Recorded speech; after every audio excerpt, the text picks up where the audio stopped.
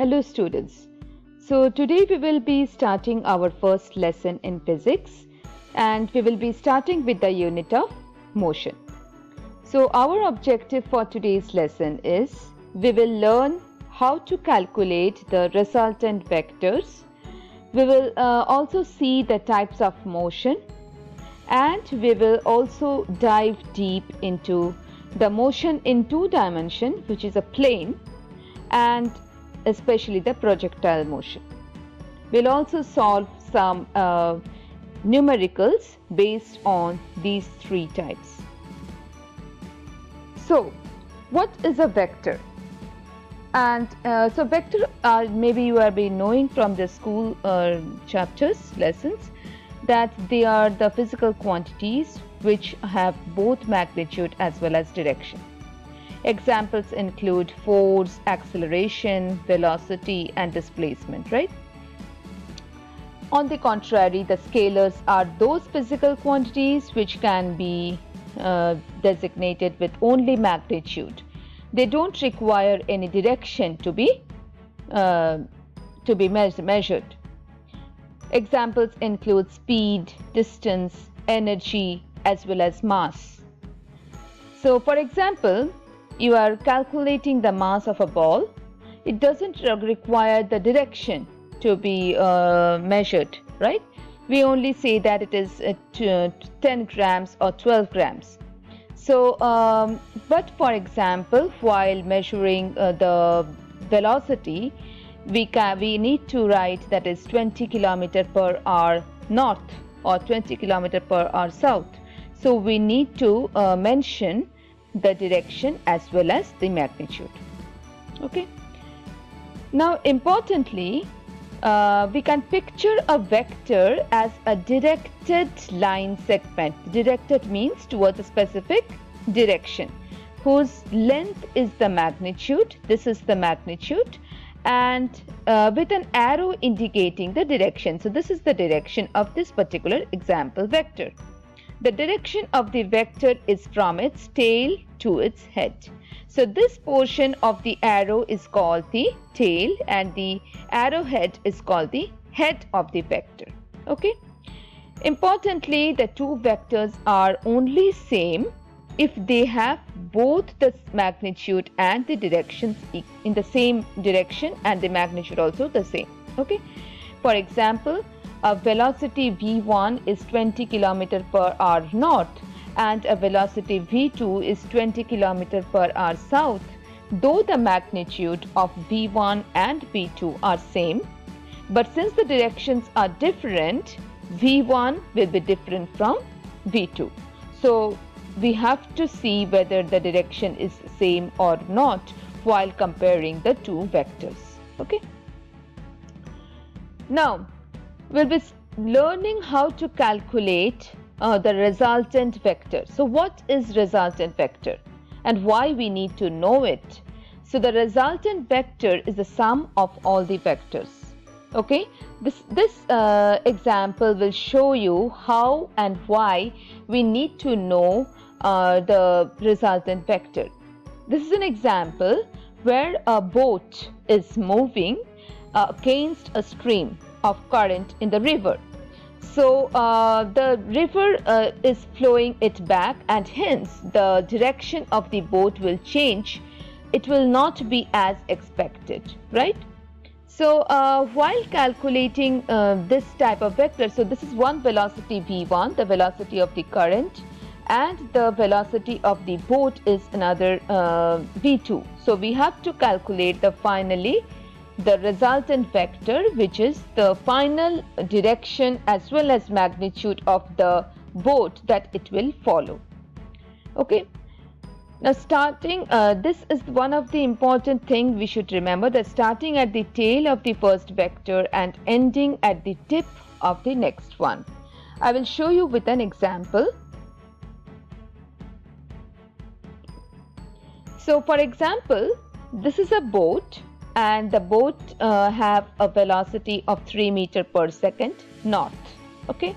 And this is the breadth of the river. So this is the river. The boat wants to travel from this shore to this shore. Okay, and the current is towards the east direction, and it is 5 meters per second. Now remember, this is the tail of this particular vector and head of this particular vector, and the second vector's tail is this one and head is this one. So the rule is that the head of one vector should be in cohesion with the tail of the other vector. So already it is there. So head of one vector is in cohesion with the tail of the other vector. Okay. So the resultant vector is nothing but the direction as well as the magnitude of the boat. The final boat will be this way, right? So it cannot move directly as expected with 3 meters per second velocity because of the river current. So this is the resultant vector. Okay.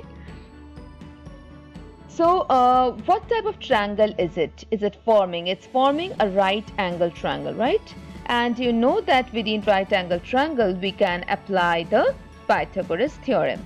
So we will use Pythagoras theorem to find out the magnitude of this particular resultant vector. So for example, this length or the magnitude of this vector is A, which is the 3, right? And if this is the second magnitude is B, which is 5 here, so we can say that the C is the resultant vector, right? And so how can we calculate? Simply we will use the Pythagoras theorem, that is A squared plus B squared is equal to C squared, where C is unknown, right?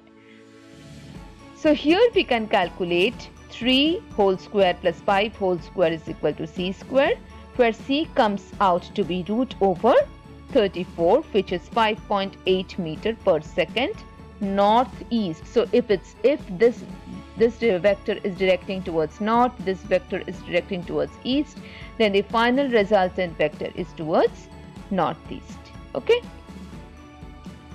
There is a second example. For example, if this particular question is given to you, find the resultant vector of these two vectors, which is 5 meters per second and 7 meters per second, we will not forget the golden rule of the vector triangles, right?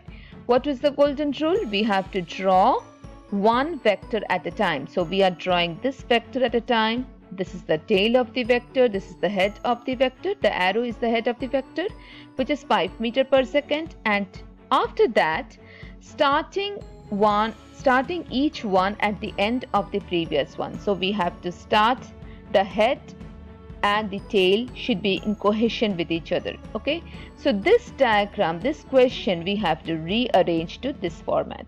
Okay, and now finally the resultant vector will be the third side of the triangle, and then we can use Pythagoras theorem, which is equal to 5 square plus 7 square root over, which comes to 8.60 meters per second. Okay, so this is how we will solve or we can calculate the resultant vectors. We'll solve some numericals today during the class hours.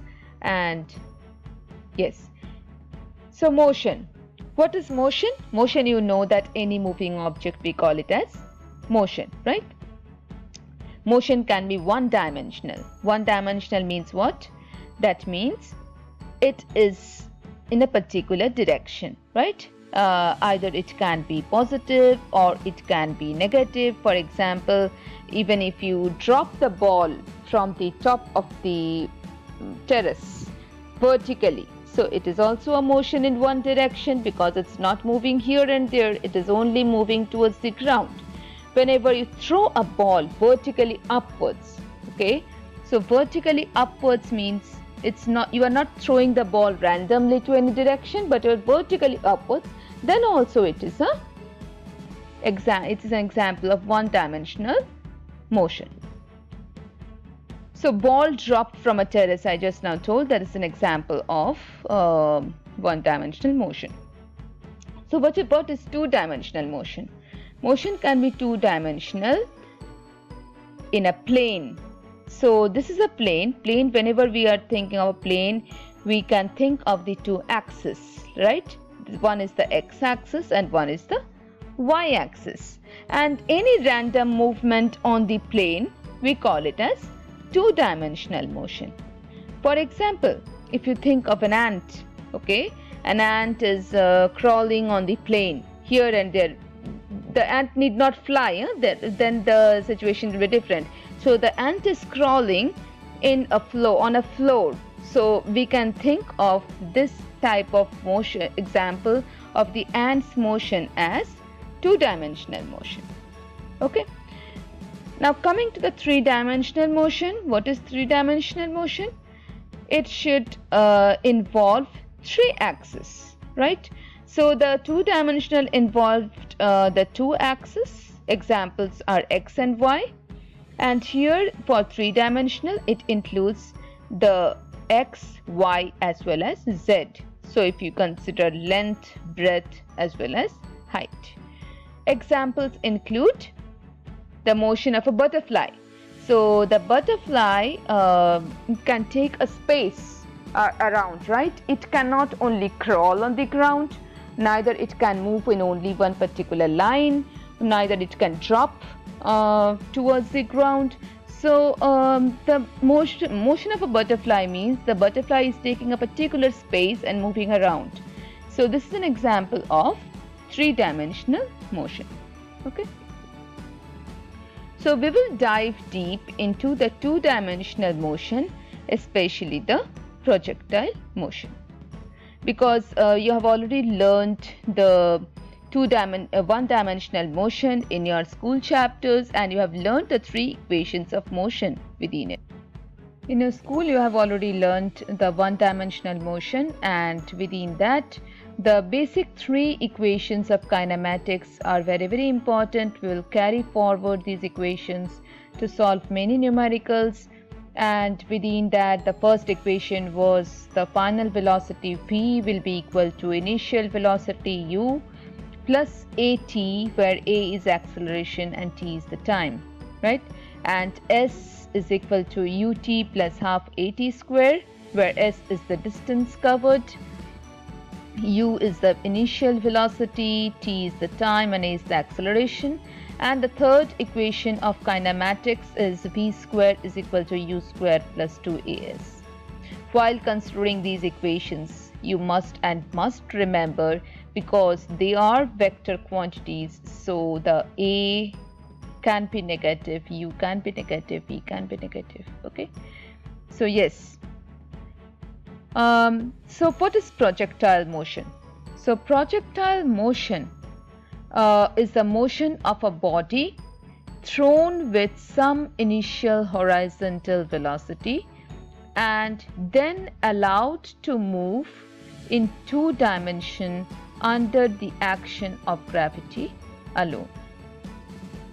So for example, here you are throwing a ball. You are standing here and you are throwing a ball with some initial velocity. So you are throwing a ball towards your friend, and for example your friend is standing here and you are throwing a ball. So the path of the ball, you consider this is a projectile motion. Why? Because you are throwing it with some initial horizontal velocity, and then the ball is falling on the action of gravity alone. Okay, and so here the path that the ball is covering, we call it as projectile motion. Okay, examples is this one. So for example, you take a bullet and you are firing you're taking a gun and firing bullet from it. So what is the path that the bullet is covering?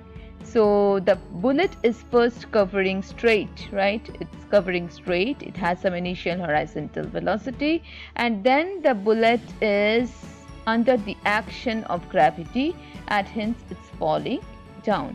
So the bullet fired from a rifle is an example of projectile motion. Okay. So if there is no horizontal velocity, what is the path of the bullet? It is directly the path due to the gravity alone. And what is the gravity free path? This one is the gravity free path. Now we'll see that there are two types of projectile motion mainly. One is the horizontal projection. So what is horizontal projection? This example, that is the bullet fired from a gun or a rifle is an example of horizontal projection. And because it starts initially from a particular height, okay? And the other type of projection, we call it as the angular projection. Why it is angular? Because while the projection is starting, it is starting with a particular angle. So the trajectory of a kicked ball, the path followed by a football, is also an example of angular projection.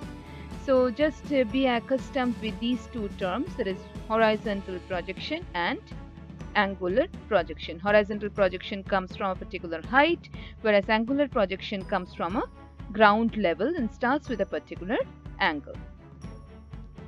Now, while going forward, you must remember, if this is the projectile motion and v is the horizontal velocity, so the velocity we consider is horizontal velocity. I'm reinforcing the term horizontal because if you consider velocity, since velocity is a vector, so it has two components. One is the x component and another is the y component. And so here Vx, we represent it as x. Vx is the horizontal motion and Vy is the vertical motion of the velocity. We will see dig deep into this concept forward in today's lesson. Also another thing, while we have just learned in angular projection, there is an angle, right? And this we call it as angle of projection. So how can you define angular projection? So angular projection is nothing but the angle with the horizontal. Horizontal means this is the ground level at which an object is projected in air. Okay, so this is the angle which the projection makes with the ground or the ground level. Okay, so this is the angle of projection. Now, some important terms that we will use further and you should know are the following, which will be required in the projectile motion. One is the trajectory, the second one is the time of flight, the third one is the maximum height, and the fourth one is the horizontal range. So what is trajectory? So trajectory is nothing but the path.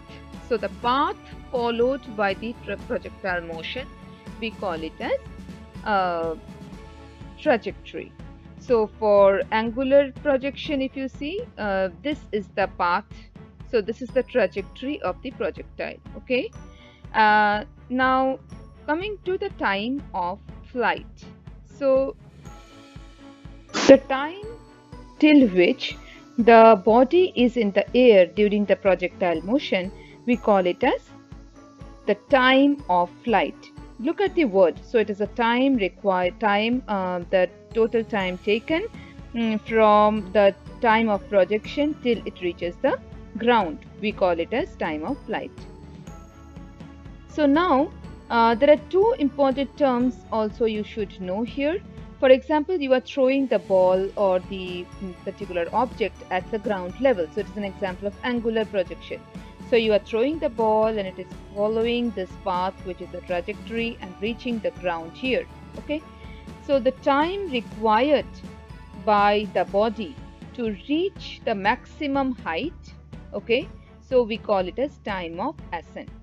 So we call it as time of ascent, and the time required by the body to cover from the maximum height to the ground, we call it as time of descent. So always the time of ascent is equal to the time of descent. That is, the time required to reach the particular height, the maximum height of the projectile, will always be equal to the time required to reach the ground from the maximum height. So it is always equal, and hence we can derive that the time of flight will be equal to what? Twice of time of ascent or twice of time of descent, because time of flight is starting time required by the body to starting from this position to this position. So we can say that the time of flight is twice of time of ascent, or which is equal to twice of time of descent. Okay, and the symbol for the time of flight is capital T. So the symbol we'll use for the numericals for the time of flight, it will be capital T. Okay, so time of ascent and time of descent with a one-dimensional motion. So if you think of a one-dimensional motion, if you are throwing a ball vertically upwards, so you are starting at this particular height, and if the ball reaches a particular height and then falls back to your hand or the ground, so the time required by the body to reach the maximum height and the time required by that particular body from that height to fall back to the ground is same. So it is true for both the one-dimensional as well as two-dimensional aspects about the time of flight. Okay. Now we will also see the two more terms of this particular aspect. One is the maximum height. So the maximum height, the word itself justifies the definition, right? So what is the maximum height?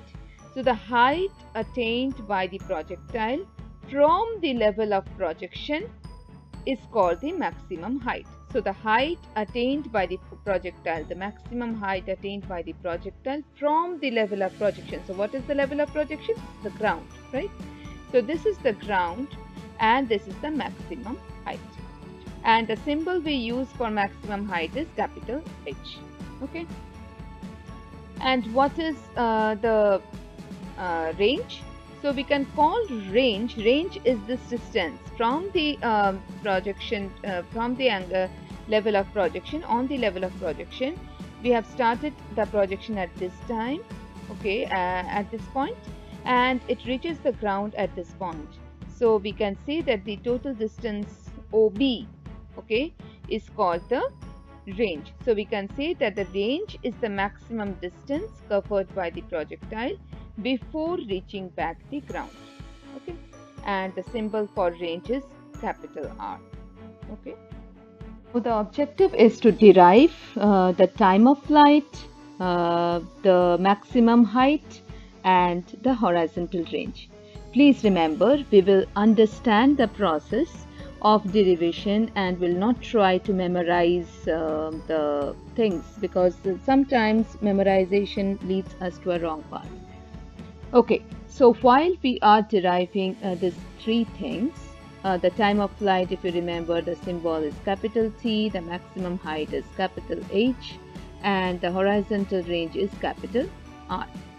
So the things will remember that every vectors like velocity, acceleration have two components, because we are dealing with two-dimensional motion. So one along the x-axis and the one along the y-axis. For example, if we are considering velocity, initial velocity u, so it will have two components, one along the x-axis, which we call it as ux, and one along the y-axis, which we call it as uy. Okay. For example, similarly, acceleration, if we consider acceleration also, acceleration is a vector quantity, so acceleration should have two components, ax and ay. So every vectors have the two components in two-dimensional motion.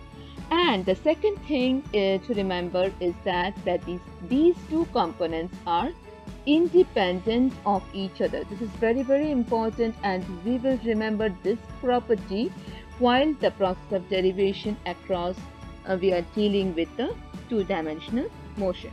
Okay. For example, S is equal to ut plus half at square, right? So this is a equation in kinematics that you have already learned in one-dimensional motion. So whenever we will deal these type of equations in two-dimensional motion, then we will be careful to write that whether it is along the x-axis or along the y-axis. So along the x-axis, for example, it will be ux is equal to uxt plus half of axt square, right? And t is a time, is a scalar quantity, so we'll not write tx and ty, right?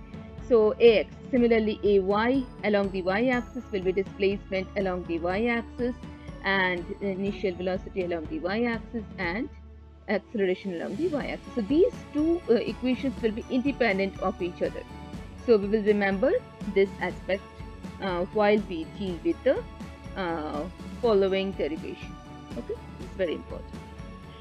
Okay, so this is a projectile. So this is the trajectory along the path of U, P and A, for example. Okay, and here we throw an object and this is the path it follows, and this is the initial horizontal velocity. So this is the initial horizontal velocity, and as now told that it should have two components. So one should be along the x-axis and one should be along the y-axis. Okay, and here theta is the angle of projection. What is the angle of projection? The angle that is formed between the trajectory and the point of projection with the level or the ground level. Okay, so this angle we call it as theta. So theta, we will remember that it is nothing but the angle of projection. Okay, so this will remember. Now what about acceleration? So acceleration is the process. So again, as discussed, that A should be along the x-axis and one acceleration should be along the y-axis. So AX is along the horizontal component and AY is along the vertical component, right? So if you think of the AY, that is the gravity. So AY that means the vertical component is only the gravity. So the gravity, that means AY we can rewrite as minus G. Okay, so this will remember that AY is equal to minus G always in case of projectile motion. AX, on the other hand, we are considering that there is no air resistance. So we are considering that there is no air resistance, and the body that we are throwing across this trajectory, okay, is flowing at only the effect of gravity. Okay, so AX will be equal to 0 because there is no change in acceleration. So acceleration will be 0 here. So across every point, so let's consider this point, this point, this point, this point, the velocity at every point will be along the x-axis will be ux only. So along the x-axis will be ux. So along the x-axis will be ux. So ux is not changing. So we can write ux as constant. So what is changing only? Only the y-axis. Along the y-axis, the uy is changing because of the effect of gravity. Okay, this will remember. Calculating the time of flight, and if you remember, what is the time of flight? The time of flight, it has a symbol of capital T, and it is the time required by a body to completely reach the ground from where it has started. So it has started from a point of projection and is covering a trajectory, okay, and it is reaching the ground. So the time till which the body is in the air, we call it as time of flight. And for example, we are drawing it again for this purpose. So this is the point of projection, and here it is reaches the maximum height. So let's label it as capital P. And this is the x-axis, and this is the y-axis, and this is the initial horizontal velocity, and along it we call it as ux, and this along it we call it as uy. Okay. So while calculating the time of flight, we will consider the motion along the y-axis.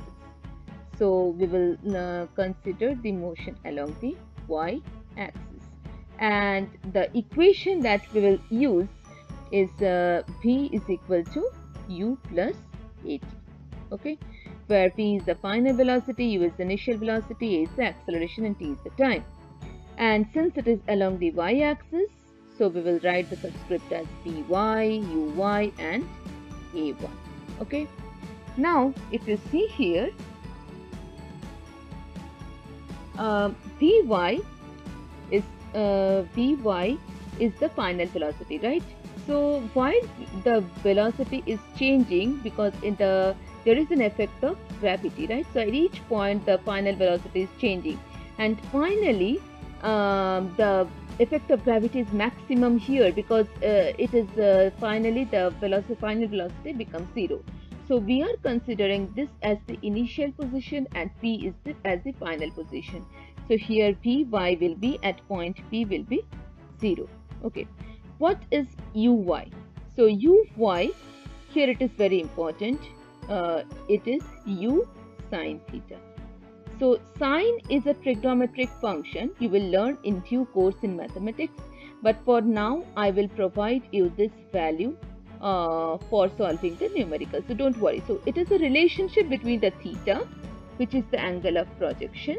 Okay. So it changes with the angle of projection and the initial velocity. So the y component of the initial velocity is related to the angle of projection with this formula. That is Uy is equal to U sine theta. Okay.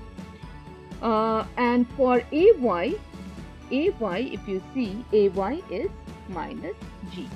So we can say Ay is minus g. And what is small t? Small t is the time required to travel from this point to the point P, which is the time of ascent.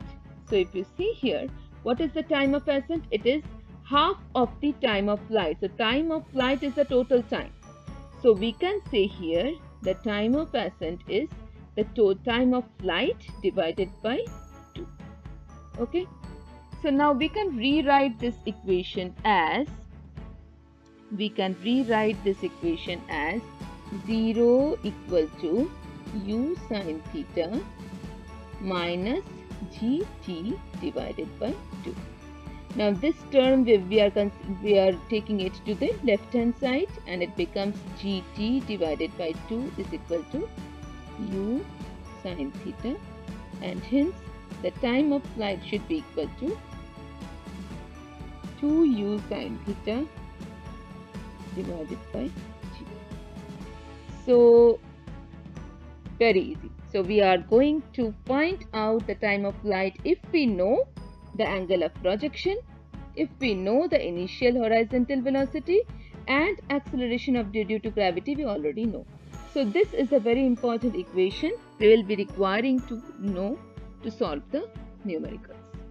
So secondly, we are going to calculate the maximum height, you know that what is maximum height. So if this is x-axis and this is the y-axis, and this is the body is projected with the initial horizontal velocity as u, then the maximum height is reached as at this point. So this displacement is the maximum height of the projectile.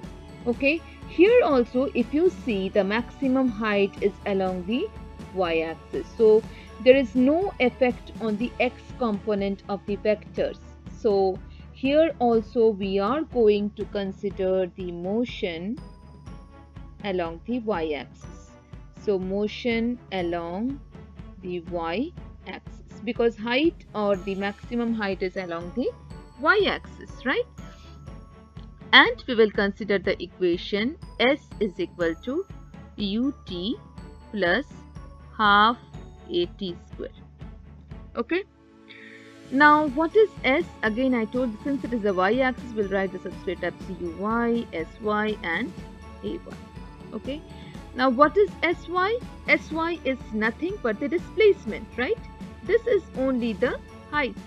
So we can replace the Sy as capital H. What is Uy? Uy, we as told from the previous time of flight calculation only, it is U sine theta, right? And what is T? Small t again is the time of ascent, so Ta. So what is time in terms of time of flight? We can write it as time of flight divided by 2. right? Plus half into, what is AY? AY is nothing but the G, minus G. So we can write as minus G. And what is T again? Small t, that is capital T by 2 whole square. That is time of flight by 2 the whole square. Now time of flight, we have already seen that in the previous equation it is 2u sine theta by g. So we can write as h is equal to u sine theta into 2u sine theta by g will be cancelled by this 2, so we can write only as u sine theta. Okay, minus, so this minus sign will become outside and it will be g by 2. Okay, and what is u sine theta? 2u sine theta by g, so we can write as u sine theta by g whole square. Okay, because it is t by 2, so 2 will be cancelled. And similarly it is h is equal to, so we can write u into u is, u multiplied by u is u square sine square theta. Don't worry about sine theta, I will provide you the value, but later on you will understand. So it will g and g square will cancel, so we can write here also as u square sine square theta by 2g, because this is g square, this will become g square and this is g, so 1g, 1 square will cancel out, so it will be becoming 2g. Okay, now here also we can simplify it further, right? U square sine square theta, okay, we are missing this part, that is by g, right, by g, so it will be, so 2g as an LCM we can write. So what is that then? 2u square sine square theta minus u square sine square theta, which becomes 2u square minus u square is what? U square. So we can write u square sine square theta divided by 2g. Okay, so here comes out your maximum height. So what is the maximum height you have derived? So maximum height is equal to u square sine square theta divided by 2g. So this is the maximum height of the projectile. Okay, where if you know the initial horizontal velocity, if you know the angle of projection, if you know the gravity, you can calculate the maximum. So the thirdly and finally we are going to calculate the horizontal range. So what is the horizontal range? So the total distance, for example, if this is your x-axis and y-axis, and you are throwing an object and it is reaching here from the angle of projection and it is reaching a level of ground after a certain distance, so this distance we call it as horizontal range, and this the initial velocity again is u. So if you again see it carefully, this range is along the x-axis, so it has no effect on the y-axis, right? So we will consider here the motion along x-axis. So if you remember, for the time of flight, for the maximum height, we considered the motion of the along the y-axis, right? But for the range, for calculation of the range, we are going to calculate or we are going to consider the motion along the x-axis, and we are going to consider the equation s is equal to ut plus half at square. Okay, again since it is the x-axis, we will write the subscript as x, and x. Okay, so what is Sx? So if you see here, what is Sx? Sx is nothing but the range. So we can replace Sx as range. What is ux? So ux is, again I'm relating. Similarly, if you remember, uy was u sine theta. So ux is actually u cos theta. I will provide you the value of cos theta now. But for higher classes or for the entrance examinations, you can calculate cos theta if you know the value of theta. Okay, that is the angle of projection. So this is the theta. T is the time. Again, we can relate time because we know the time of, it is the time of flight. So if you see here, it is the time of ascent again and time of descent. So we can relate it, this T, as time of flight. Now for this one, that is the AX component, the acceleration. AX component, we already discussed that it should be 0 because the velocity across the X component is not changing. So the initial velocity is constant across every point. So we already discussed this point before. So this whole term becomes 0. Okay. So let's rewrite it properly now. Let's rewrite it.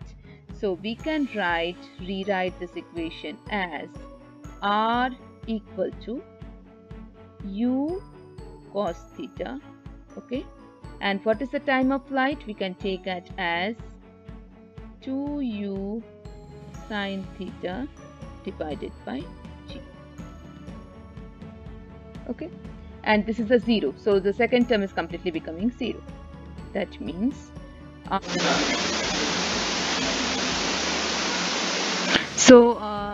will be equal to u square, u into u square, 2u square cos theta into sine theta divided by g. Now in trigonometry there is a formula which we call it as 2 sine theta cos theta is equal to sine of 2 theta. Okay, so if this theta is, for example, 30 degrees, so 30 degrees is the angle of projection, then 2 theta becomes 2 times 30, that is 60 degree.